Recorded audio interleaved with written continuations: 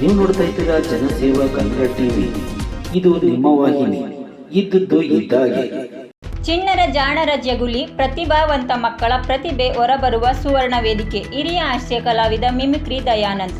ಕೆಆರ್ಪೇಟೆ. ಮಕ್ಕಳು ವ್ಯಾಸಂಗದ ಜೊತೆಯಲ್ಲೇ ತಮ್ಮಲ್ಲಿರುವ ಸಂಸ್ಕಾರ, ಸಾಂಸ್ಕೃತಿಕ ಪ್ರತಿಭೆಯು ಬೆಳಕಿಗೆ ಬಂದಾಗ ಮಾತ್ರ ಉತ್ಸಾಹ, ಪ್ರೋತ್ಸಾಹ ಮಕ್ಕಳಲ್ಲಿ ಕಲಿಕೆಯ ಪ್ರತಿಭೆಗೆ ಪೂರಕವಾಗುತ್ತದೆ ಎಂದು ಹಿರಿಯ ಹಾಸ್ಯ ಕಲಾವಿದರಾದ ಮಿಮಿಕ್ರಿ ದಯಾನಂದ್ ತಿಳಿಸಿದರು.